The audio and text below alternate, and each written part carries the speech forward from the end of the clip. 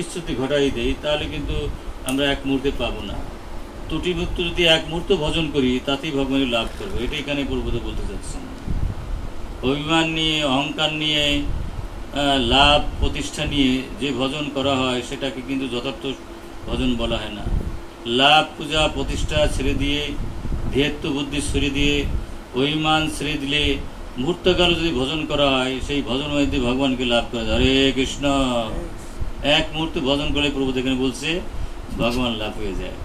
সেই ভজন হলো অভিমান শূন্য, পূজা লাভ প্রতিষ্ঠা শূন্য, ধ্যেয়ত্ব শূন্য, এবং কোন ভাব বুঝতে হবে এই জগৎ সংসারে ভগবান ছাড়া দ্বিতীয় বস্তু নাই। এই ভাব ব্রহ্মভাব, ব্রহ্মস্থিতি। এই যে বাতাস এখানে ভগবান রয়েছে, এই যে জড়বস্তু তার মধ্যে ভগবান রয়েছে, চিন্ময় বস্তু তো সবটুকুই ভগবান রয়েছে।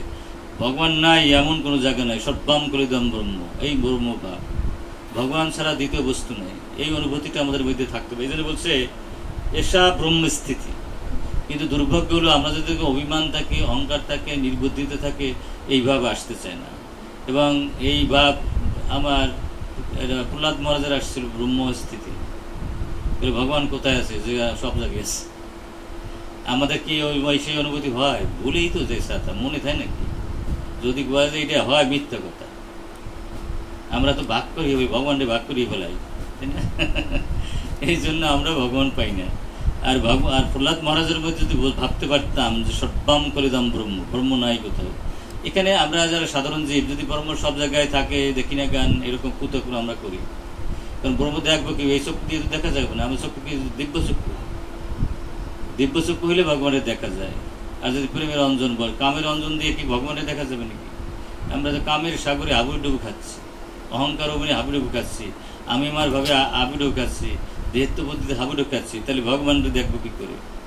যদি প্রেমের অঞ্জন পড়াতে পারতাম, যদি এই ভাব ব্রহ্মস্থিতি আসতো, অর্থাৎ ভগবান নাই এমন কোনো জায়গায়, সর্বাম কলিদম ব্রহ্ম, ব্রহ্মস্থিতি, যদি ব্রহ্মস্থিতি ভাব আমাদের রাখতে পারতাম তাহলে প্রতি মুহূর্তে প্রতি ভগবান দর্শন হয়ে যেত। কিন্তু দুর্ভাগ্যগুলো সত্য, যত সুন্দর সুন্দর কথা বলি শেষ পর্যন্ত আমি আমার ভাব যুক্ত হয়ে যাই। যতক্ষণ পর্যন্ত আমি আমার ভাবে যুক্ত হয়ে যাই তখন আমরা চিন্ময় ব্যয় থাকি না, তার জড়ভাব চলে আসে। এই জড়ভাবের মৃত্যু না ঘটলে আমরা কখনোই চিন্ময় ভাবে পর্যবেসিত হতে পারবো না। এই সামান্য কথাটাও যদি আমরা বুঝতে পারি, ভগবান পাইতে বেশি সময় লাগে না। দেখেন কি চমৎকার কথা বলছে। আবার লক্ষ কোটি জীবনেও এই স্তর লাভ করা সম্ভব না হতে পারে। কি চমৎকার! এক মুহূর্তে ভগবান পাওয়া যেতে পারে, আবার লক্ষ কোটি জন্মেও ভগবান না পাওয়া যেতে পারে। দুটাই বলছে প্রভুদের কথাগুলো এত সুন্দর লাগে, আমি মোহিত হয়ে যাই। এটা ভগবান ওনারে বলাইছেন, এত সুন্দর কথা বলতে পারেন। কোটি কল্প যদি করো নাম সমৃদ্ধ হন, তবু নাই পাবে বোঝের প্রেম ধন, যদি অপরাধ যুক্ত হয়। একবার নাম নিলে যত পাপ, আরে জীবের কি সাধ্য আছে তত পাপ করে, ওটাই সত্য। এই জন্য বলছে ভজনের মতো ভজন যদি মুহূর্তকালে হয় তো মুহূর্ত হলে ভজন বৃদ্ধি পাওয়া যায়। আবার যদি ভজনের ত্রুটি থাকে কোটি জন্মে নাও পাওয়া যেতে পারে। এটাই বলছে এখানে প্রভুদেব। এই জীবন লাভ করতে হলে কেবল পরম সত্যকে উপলব্ধিপূর্বক গ্রহণ করতে হবে। আমরা তো সেটাই বুঝি না। পরম সত্যটা কি? যে ভগবান ছাড়া দ্বিতীয় বস্তু না, এলো পরম সত্য। ভগবান ছাড়া দ্বিতীয় বস্তু থাকতে না। জড় অজড় যা কিছু আছে, ভগবানের শক্তি আছে বলে এগুলো টিকে আছে, না এটা সব পচা গন্ধ আসতো। যত জড় বস্তু, মাটি, জল, বাতাস, আকাশ, এত জড় বস্তু, এই জড় বস্তুতে মরা পচা গন্ধ আসতো যদি ভগবান না থাকতেন। তো ঘটনা হচ্ছে এই সামান্য জ্ঞানটাও আমাদের মধ্যে থাকে না। আমরা বুঝি না, জানি না, জানারও চেষ্টা করি না। এই জন্য দেবের দুর্লভ পেয়েও আমাদের নষ্ট হয়ে যাচ্ছে। আমার ভক্ত জীবন হয়েও ভক্ত জীবন থাকে না। তবে একটা প্লাস পয়েন্ট আছে, আমরা বুঝিয়েন না বুঝি, জানিয়েন না জানি, এই ভক্ত জীবনে সকাল থেকে সন্ধ্যা পর্যন্ত করি যায় অক্ষয় বস্তু। হরে কৃষ্ণ। ত্রুটিযুক্ত করলেও সেটা অক্ষয় বস্তু, এটা প্লাস পয়েন্ট আছে। তাই অক্ষয় বস্তু হলে ভগবান পাবো না কেন? ব্রহ্মলোক, জনলোক, মহালোক পর্যন্ত শেষ হবে। কারণ যতক্ষণ পর্যন্ত প্রেমে না যাব, যখন উপলব্ধিতে না যাব, ভালোবাসায় না যাব, ভগবানের সাথে যুক্ত না হব, ততক্ষণ পর্যন্ত প্রেমের রাজ্যে যাইতে হবে। এর একটু সমস্যা, আর কোনো সমস্যা নেই।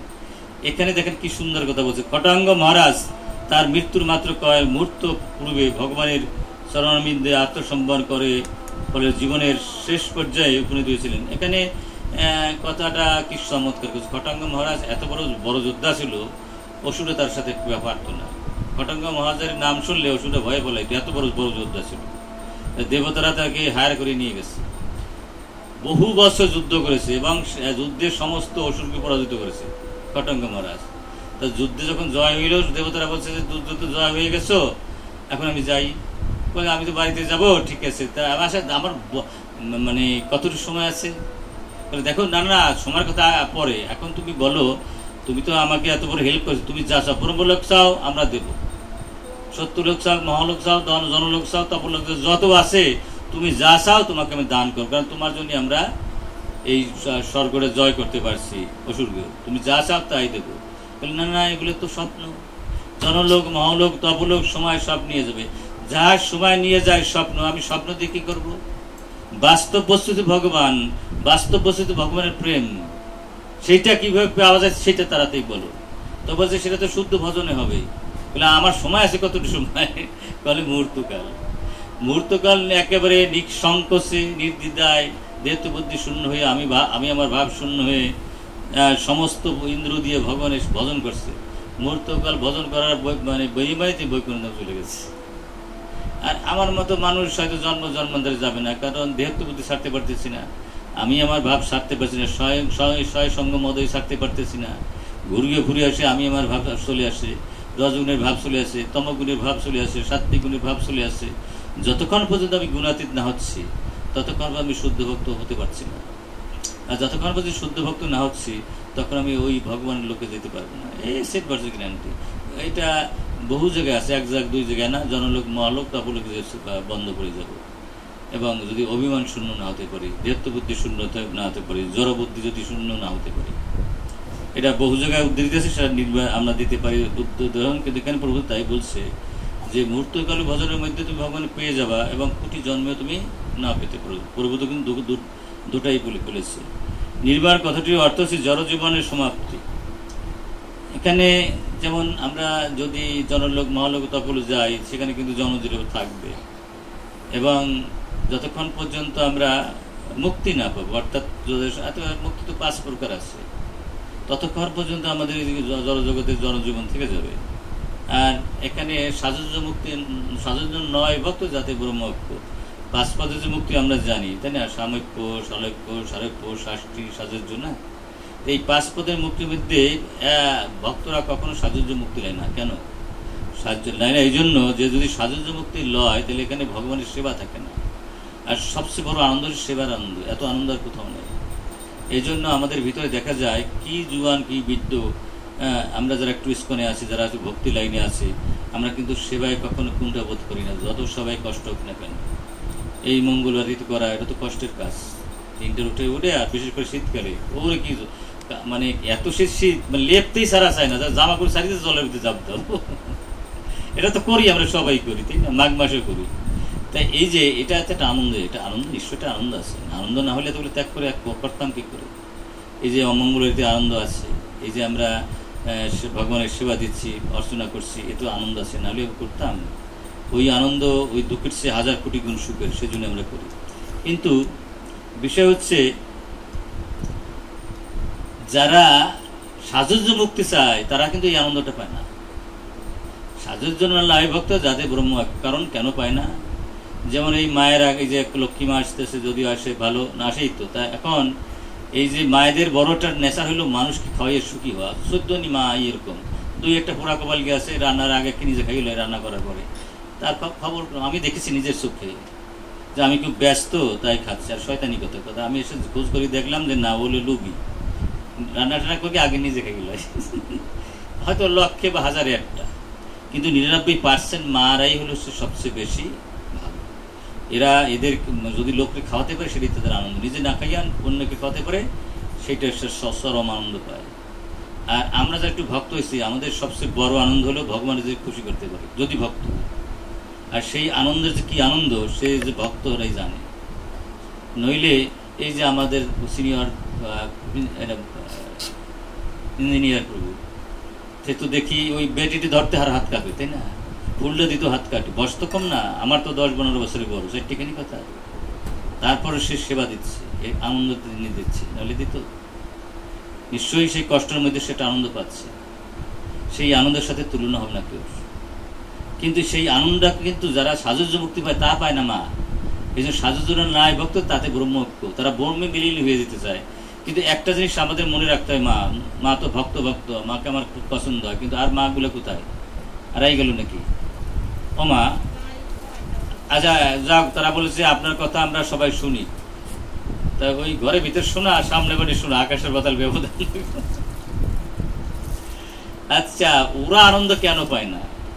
ওরা ভাবে কি আমরা ভগবান হয়ে গেছি, আবার ভগবানের কি সেবা দেবো, এই জন্য ওরা আনন্দ পায় না। ভগবানের না, যেমন ধরুন আমি কেউ জোর করে যদি সিংহাসন দখল করি, সে কোনো আনন্দ আছে? রাজা নাতিপুতি তার ইচ্ছা করলে তার কোলে লইতে পারে না? ইচ্ছা করে যে কেউ কোলে লয় কেউ রে, তাহলে ভালো না? আর জোর করে যে কেউ কোলে ওঠে, সেটা কি আনন্দ আছে? আর যদি ঠেলি যদি কেউ কেউ সিংহাসনে বসে, তাহলে কোনো আনন্দ আছে? আর সেই সিংহাসনে যদি সে ইচ্ছা করে কেউ বসায়, ভয় আমার ভয়, সে একটা আনন্দ না?